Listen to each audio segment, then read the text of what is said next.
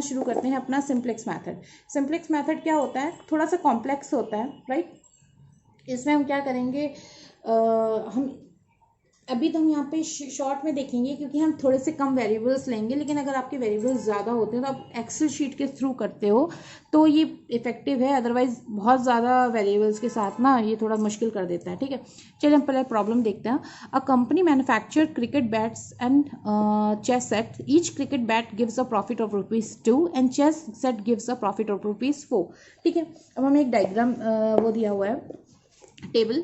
किसने availability per day कितनी है आपकी, वर्कशॉप 1 में है जहाँ पे 120 है, क्रिकेट बैट और चेस सेट है आपका 4 और सेट आर्ट्स में बना रहा है, ठीक है ना। वर्कशॉप 2 है 72 है, यहाँ पे 26 बन रहे हैं। वर्कशॉप 3 में 10 है जहाँ पे 1 घंटे में चेस सेट, मतलब ऐसे करके आपको दे रखा है per hour, workshop per hour का है, ठीक है। और ये आपके अवेलेबिलिटी है, ये आपके क्रिकेट बैट और चेस सेट है, ठीक है ना, ये सब बन गया। If the company wants to maximize the profit, how many cricket bats and chess sets should be produced per day, ठीक है ना।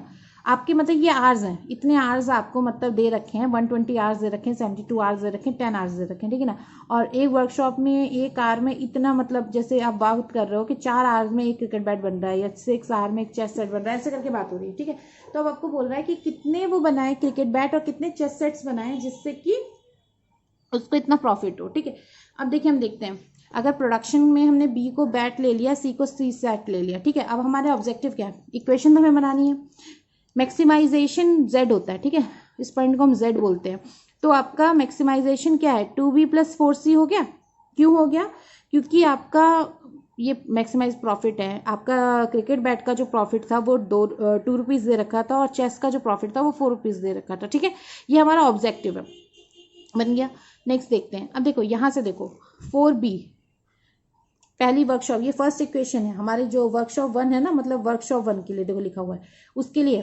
तो आपका कितना है, 4 है, ये क्रिकेट बैट है तो 4b प्लस चेस सेट के लिए 6c, 120 आवर्स जो आपको दे रखे हैं। अब देखिए बी और सी का मतलब क्या है, जितने आपके बैट और सी बन चेस सेट बन रहे, जैसे हमने वीडियो की स्टार्टिंग में बात की थी, उसका ही तो मल्टीप्लाई होगा। मतलब आपका एक बनने में बैट 4 घंटे लग रहे हैं, तो हम कितने बैट बना रहे हैं, मान लीजिए अगर हम 2 बैट बना रहे हैं तो 8 घंटे लगे, तो 4 × 2 8, राइट। तो हमने बी का, यहाँ पे हमें बी नहीं पता अभी हम कितने बना रहे हैं, हमें यही निकालना है, राइट। तो हमने क्या किया, 4b + 6c, हमें टोटल कितने अवेलेबिलिटी दे रखी है आवर्स की, 120। तो हमारा कितना हो गया, लेस देन या इक्वल टू में रहेगा 120 के, किसमें, वर्कशॉप 1 में, ठीक है। ये पॉइंट अगर पहला पॉइंट क्लियर हो गया तो आगे के आपको सारे पॉइंट्स क्लियर हो जाएंगे। इस जगह के लिए बात कर रही हूँ मैं, ठीक है। क्योंकि एक अगर आप समझ जाते हो ना तो बाकी जितने रोज या कॉलम्स बनने हैं ना वो इजी से क्लियर हो जाएगा। चलिए हम वर्कशॉप 2 के लिए देखते हैं। 2 बैट बन रहे हैं, 2b, 6 चेस सेट हैं, आवर्स की बात कर रहे हैं यहाँ पे, 6c, लेस देन और इक्वल टू अवेलेबिलिटी कितनी है, 72, तो लेस देन और इक्वल टू 72। अब हम वर्कशॉप 3 की बात करते हैं। यहाँ पे क्रिकेट बैट नहीं बन रहा है तो हमने कुछ नहीं लिया, चेस सेट 1 बन रहा है, 1c कितना है, 10 आवर्स है, लेस देन इक्वल टू 10, ठीक है। ये हमें पता है नॉन नेगेटिविटी वाला कॉन्सेप्ट, बी और सी ग्रेटर देन इक्वल टू 0 होना चाहिए, ठीक है। इक्वल 0 होने से कोई फायदा नहीं है क्योंकि फिर हमें कोई प्रॉफिट नहीं है, राइट। तो हम बात करेंगे हमेशा ग्रेटर देन की, लेकिन हम यहाँ पे इनइक्वालिटी है तो हम 0 की बात कर रहे हैं। अब हमारा देखिए इसमें हम देखते चलते हैं, ये हमारा फॉर्मूलाज होते हैं, ठीक है। तो एलपी फॉर्मेट में करो, स्टैंडर्ड एलपी फॉर्मेट में, इतना फॉर्म स्टेप्स याद करने की जरूरत नहीं। जब हम टेबल बनाएंगे ना, अभी हम आपको थोड़ा टाइम लगेगा समझने में, लेकिन बाद में आपको बहुत ईजी हो जाएगा, ठीक है। तो अब इसके बाद क्या कर रहे हैं, हमने पहले इस इक्वेशन को एक स्टैंडर्ड एलपी फॉर्म में ले लेंगे। एलपी फॉर्म मीन्स क्या हुआ, इनइक्वालिटी जो है ना, ये मतलब इक्वल, लेस देन और इक्वल टू, ये इनइक्वालिटी बोलते हैं ना, तो हम इसको इक्वालिटी में लाएंगे, ठीक है, इक्वल टू में रखेंगे सारी इक्वेशंस को, ठीक है। अब हम कैसे करेंगे, और हाँ ये हमेशा याद रहना है कि non negative right hand side होनी चाहिए, ठीक है। मतलब ये जो आपकी वैल्यूज है ना, ये वाले, ये वाला, ये सब नॉन नेगेटिव रहता है, ठीक है।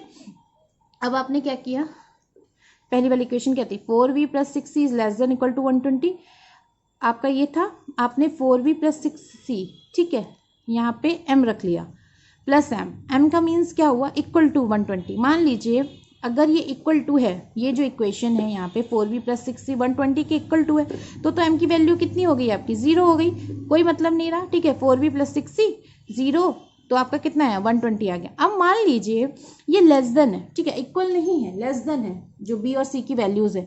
मीन्स आप जब 4 × बी 6 × सी करोगे, ठीक है ना, तो इनकी जो वैल्यूज़ बनी, मान लीजिए जैसे 4 × बी और आपका प्लस 6 × सी आपका 110 के इक्वल हुआ, ठीक है ना, या फिर जो भी वैल्यू के इक्वल हो गया।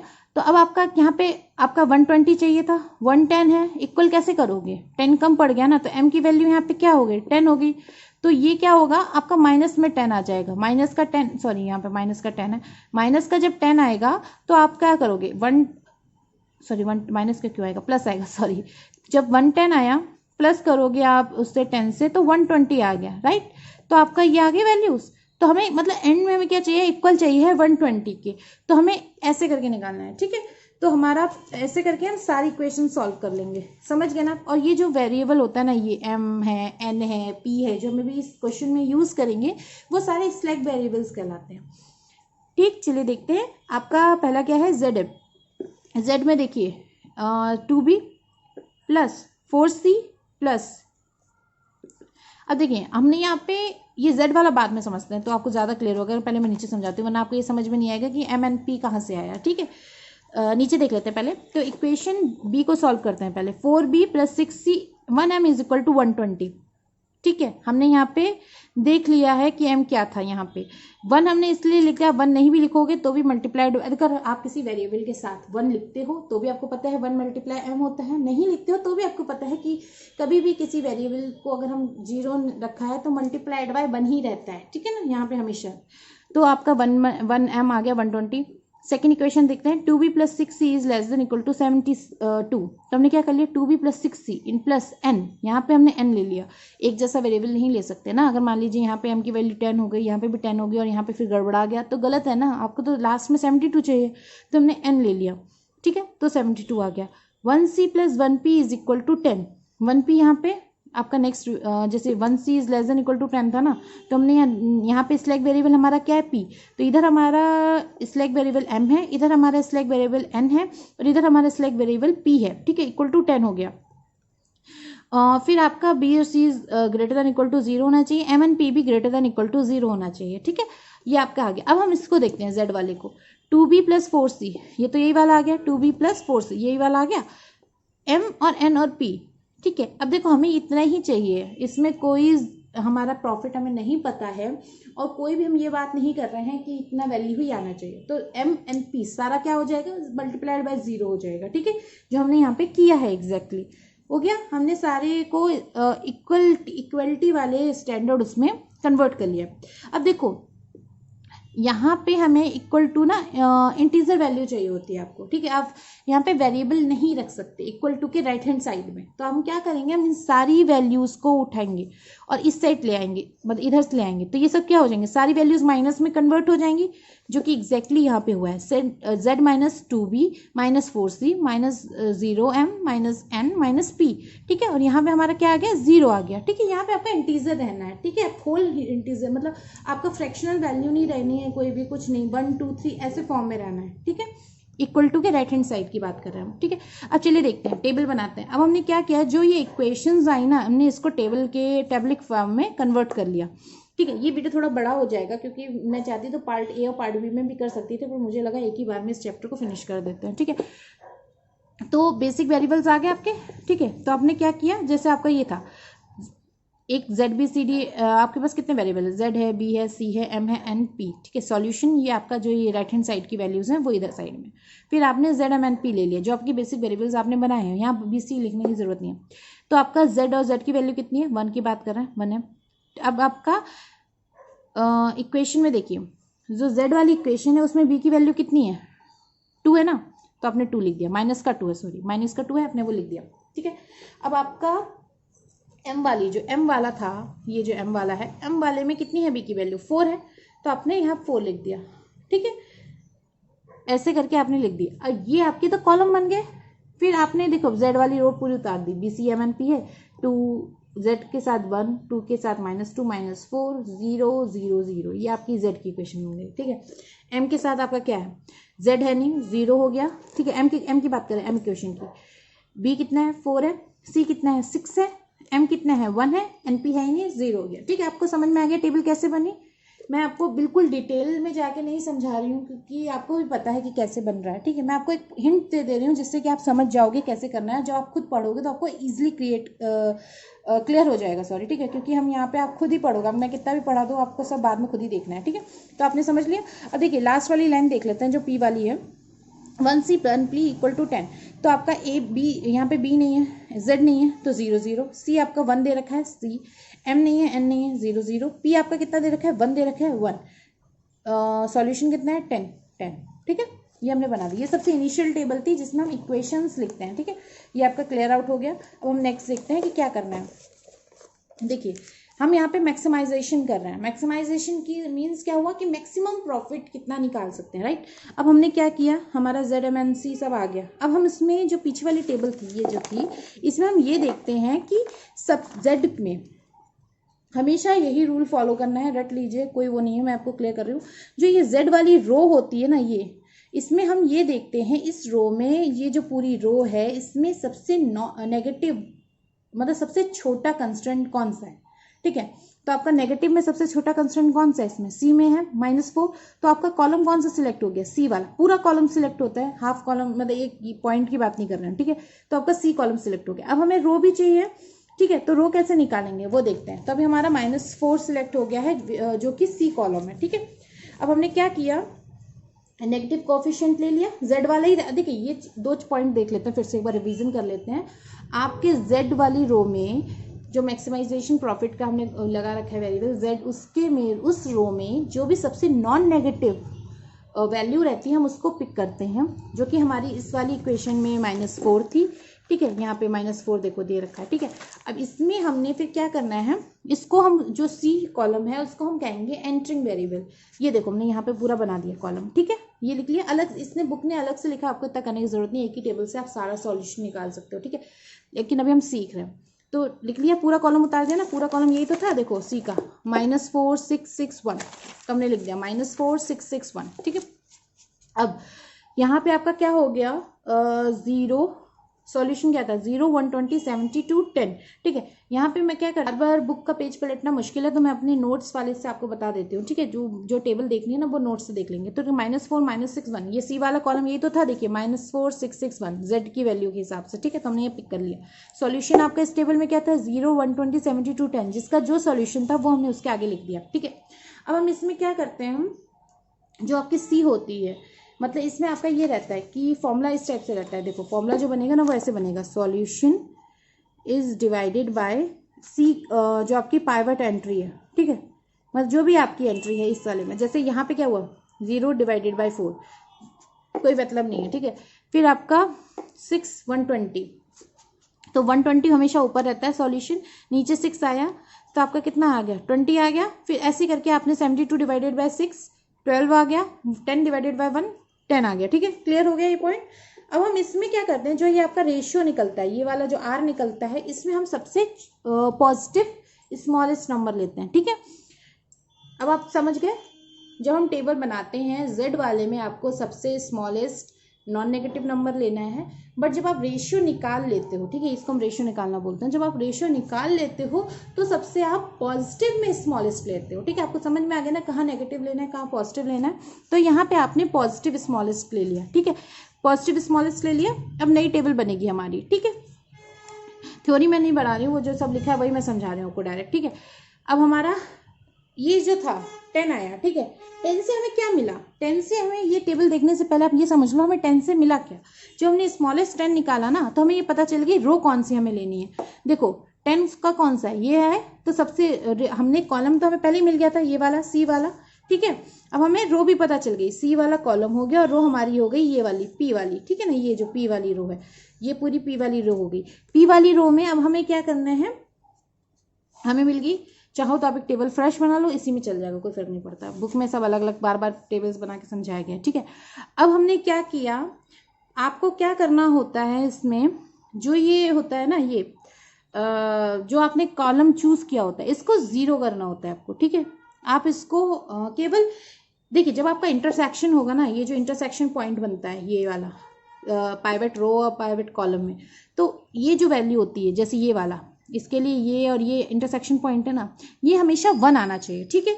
अगर डायरेक्ट टेबल में 1 दे रखा है, वेल एंड गुड, आपका एक टाइम बच गया एक प्रोसेस करने में। अगर नहीं है तो आप उस चीज़ से डिवाइड कर दोगे जिससे कि यहाँ पे 1 आ जाए, मतलब इंटरसेक्शन पॉइंट हमेशा 1 आना है आपका, ठीक है।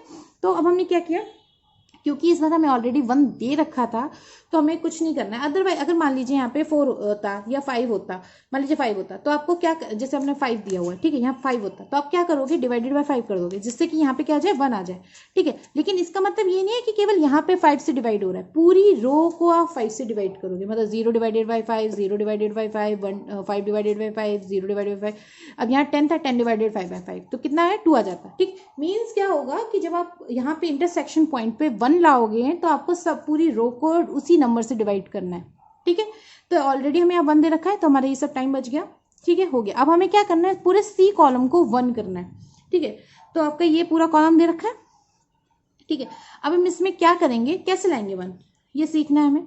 अब देखो मैंने यहाँ पे डायरेक्ट लिख दिया है ताकि इजिली जल्दी क्लियर हो जाए, वीडियो बहुत ज़्यादा लंबा हो गया क्योंकि रो 4 है, ठीक है, यहाँ 1 है, आपको यहाँ पे क्या दे रखा है, -4 दे रखा है, ठीक है। तो आपको क्या लाना है, यहाँ पे 4 लाना है, राइट। तो आपने क्या किया, 4 से डिवाइड कर दिया, मल्टीप्लाई कर दिया, 4 से मल्टीप्लाई कर दिया। देखो R4 is equal two multiplied by 4, 0 0 4 0 0 4 40, ठीक है। मल्टीप्लाई जब अगर बाई 4 करोगे तो इस वैल्यू की वैल्यू यही आ जाएगी। फिर आप क्या करोगे, जो आपका R1 दे रखा है ना, इससे आप प्लस कर दोगे किसको, R4 से, मीन्स यहाँ पे आप कर दोगे प्लस R4, ठीक है। तो आपका कितना हो गया, 1 का 1 रहा, 0, मतलब क्योंकि यहाँ 0 + 1 0, -2 + 0 0। अब यहाँ पे आपका है -4, यहाँ से देखते हैं, इधर से रहने दीजिए तो आंसर आ गया सीधे, -4 + 4 0 0 हो गया, बाकी सभी 0 था, डायरेक्ट 0 आ गया, ठीक है। अब देखो यहाँ पे क्या था, यहाँ 0 था, लेकिन यहाँ पे आपका 1 है तो +4 आ गया यहाँ पे, इसलिए 4 आया, ठीक है। अब आपके यहाँ पे मल्टीप्लाई 10 को मल्टीप्लाई पे 40 किया तो 40 हो गया, तो यहाँ पे 40 आ गया। पहले यहाँ पे कितना था, 0 था, ये समझ में आया। R1 मतलब C को हमें 0 करना है, हमने 0 कैसे किया, ठीक है। अब हम सेकंड रो देखते हैं, यहाँ पे भी क्या है, 6 दे रखा है, हमें इसे भी क्या करना है, 0 करना है। तो हमने यहाँ पे क्या किया, मल्टीप्लाइड बाय 0 किया सारा, ठीक है, मल्टीप्लाइड बाय 6 किया, 0 0 6 0 0 6 60, ठीक है। अब हमने क्या किया, क्योंकि यहाँ पे प्लस साइन है, ये देखिए प्लस साइन है ना, तो हम क्या करेंगे, R2 - R4, ठीक है। क्या करेंगे, R2 - R4, तो हमने क्या, 0, ठीक है, फिर 0 का 0 4 आ गया डायरेक्ट। अब देखो यहाँ पे 6 था, -6 0 हो गया, ठीक है, 0 1 1 डायरेक्ट उतर जाएगा, 0 0 डायरेक्ट उतर जाएगा। यहाँ पे 0 था, यहाँ पे 6 आया, तो आपका प्लस जब -6 करोगे तो -6 आ गया, ठीक है। 120 - 60 इज इक्वल टू 60, ठीक है, क्लियर। फिर आपका R3 को भी हम ऐसे ही सॉल्व कर लेते हैं, यहाँ पे भी सेम 6 है, तो आपने R4 को मल्टीप्लाई बाय 6 किया, R3 - R4 किया, आपकी ये वाली लाइन आ जाएगी, n वाली, ठीक है। अब आपको पता चल गया C0 यहाँ पे कैसे हुआ, ये भी क्लियर हो गया। 0 करना भी है हमें, ठीक है, जो जो प्राइवेट एंट्री सिलेक्ट होंगी उन सबको हमें 0 करना है, ठीक है। अब हम देखते हैं, अब देखिए ये हमारा 7 स्टेप तक कंप्लीट हो गया, ठीक है। अब हम ये देखेंगे कि क्या Z की रो में कोई भी नॉन नेगेटिव वैल्यू बची है। तो हमने जब चेक किया तो हमें दिखा B में एक नॉन नेगेटिव वैल्यू है अभी भी। तो अभी तक हमने जितनी प्रोसेस की थी, कहाँ से, जो यहाँ से प्रोसेस की थी, स्मॉलेस्ट चूज करने से, ठीक है। मतलब यहाँ जो हमने पहले नहीं करा था, जब -4 था तो हम स्मॉलेस्ट चूज कर रहे थे, तो वो जो प्रोसेस की थी उस वाली प्रोसेस को फिर से स्टार्ट करेंगे, ठीक है। तो यहाँ पे हमें क्या मिल गया, स्मॉलेस्ट नॉन नेगेटिव नंबर -2। और ये चीज़ ध्यान रखिएगा, ये प्रोसेस हम तब तक चलाते रहते हैं जब तक कि Z की सारी वैल्यू 0 एंड या उससे अबव नहीं हो जाती, मतलब नॉन नेगेटिव वैल्यू एक भी Z में ना बचे, ठीक है। तो हमने देखा एक -2 है, हमने पिक किया, फिर से हमने क्या किया, -2 किस लाइन में है, कॉलम B है, मतलब ये हमारा एक नेक्स्ट कॉलम सिलेक्ट हो गया, ठीक है।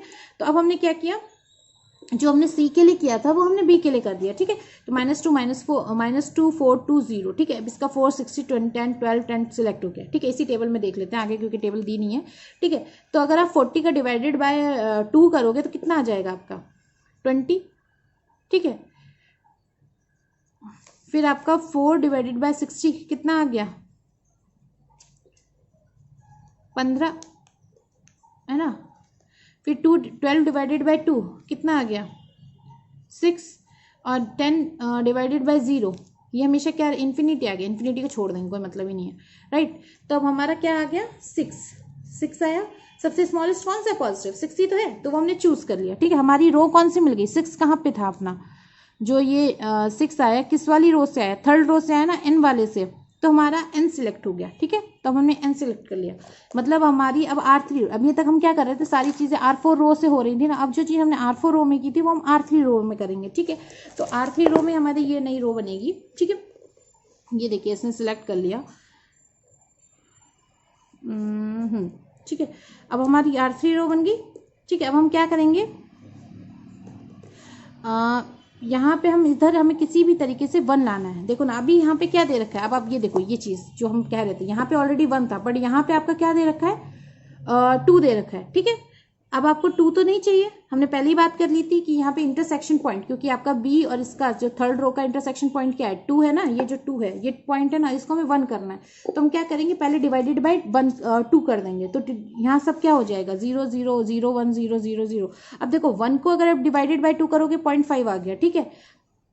6 को divided by 3 minus divided by 2 किया -3 आ गया, 12 को डिवाइडेड बाई 2 किया 6 आया यहाँ पे, ठीक है। देखो हमने ये लाइन जो है ना, इसमें जो हमारा ये जो इंटरसेक्शन पॉइंट था इसको 1 कर लिया यहाँ पे, ठीक है। अब हमें क्या करना है, इसको तो हमने 1 कर लिया, बट हमने क्या बोला था कि कॉलम जो होता है, जो कॉलम जो भी सिलेक्ट होता है उसको भी 0 में कन्वर्ट करना है, ठीक है।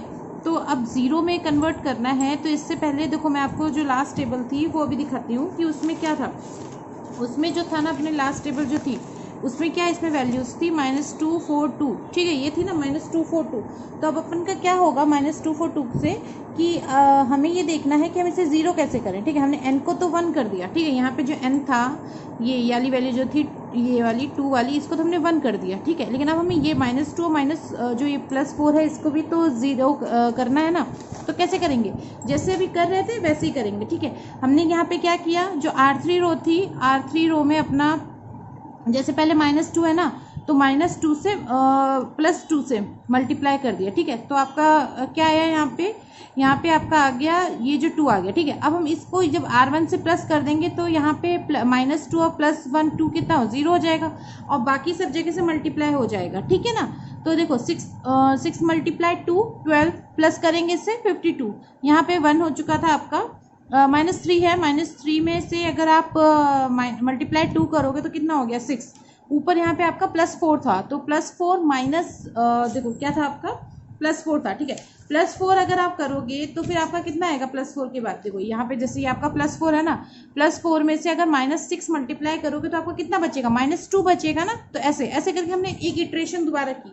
अब हमें क्या करना है कि जो हमारा Z है ना, ये जो Z वाली लाइन बचती है, ये जो Z वाला रो है, इसमें हमें एंड तक ऐसे करते जाना है कि हमारा 0 आ जाए, ठीक है, हमारा कुछ बचे ना इधर पे, तो हमें वही देखना होता है। अब हमने जब दोबारा चेक किया तो हमें क्या मिलेगा, फिर से -2 एक मिला ना हमें, यहाँ पे देखो इस रो में एक नेगेटिव पॉइंट है -2, हमने फिर से वही प्रोसेस चलाया, ठीक है।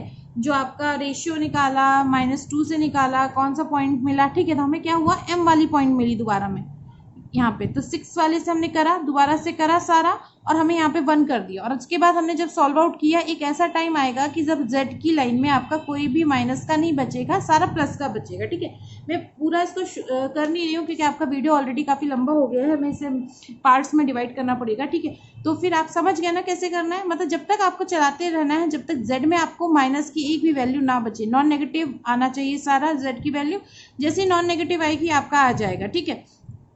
अब देखिए, अब हमें पता चल गया है, अब हम देखिए कैसे निकालेंगे, आपका जो B होगा उसके अगेंस्ट में आपका क्या आ जाएगा, 24 आ जाएगा, ठीक है।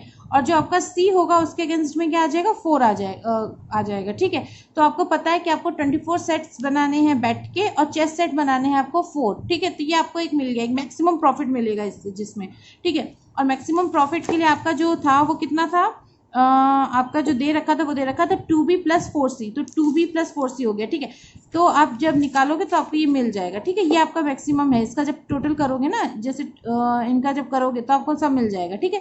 तो आप समझ गए ना 24 कैसे निकलेगा, 24 × 2 प्लस 4C था ना शायद, एक सेकेंड मुझे चेक कर लेने दीजिए, इसका 4C था, हाँ।